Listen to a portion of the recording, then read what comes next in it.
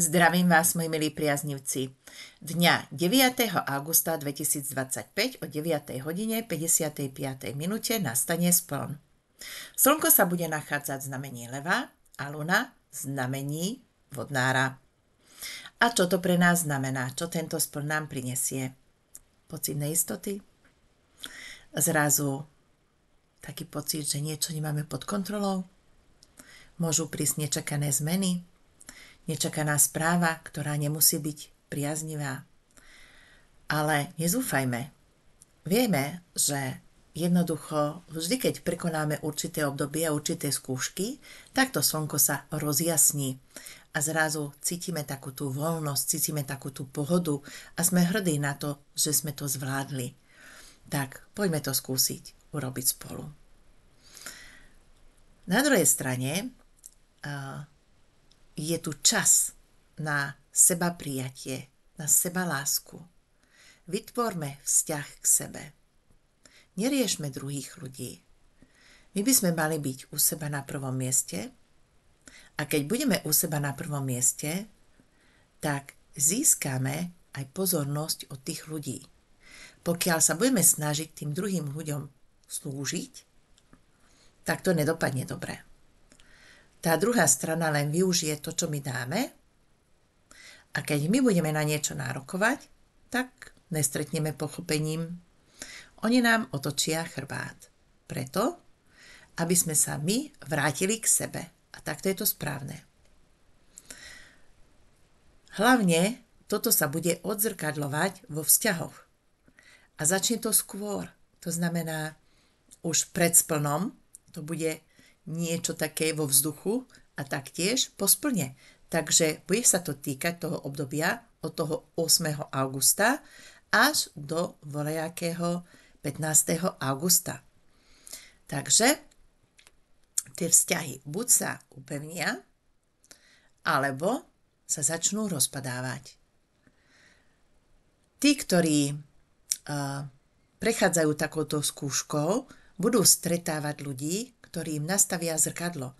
Buď sa v tom zrkadle uvidia, to znamená, že tí ľudia sa budú sťažovať na tie isté problémy, s ktorým tá dotyčná osoba prechádza, alebo dostane zrkadlo, že stretne človeka, ktorý sa k nemu bude správať úplne inak. Ukáže, že existujú tu aj iní ľudia.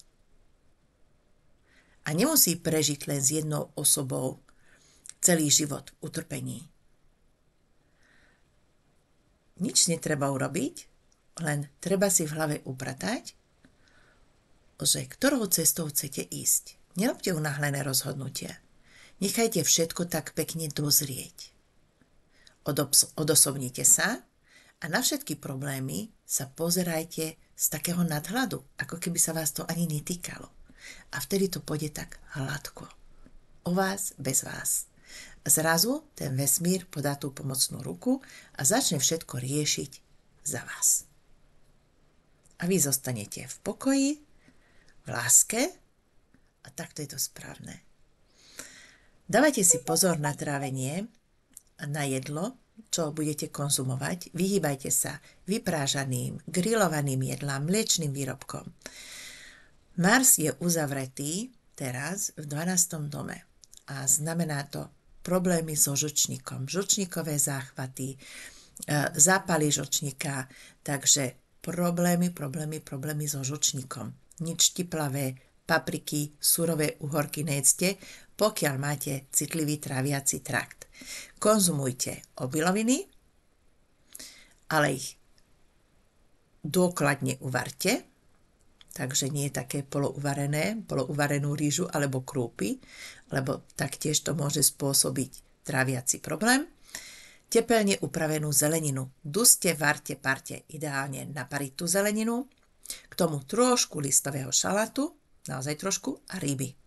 Ja si myslím, že s takouto stravou sa dá vydržať pár dní, 3-4 dní na také strave prežijeme a tráviaci trakt sa nám naozaj odvďačí tým, že bude nám dobre tráviť a budeme mať jasnú myseľ a hlavne ráno nebudeme unavení. A dávajte si pozor ešte na cestách.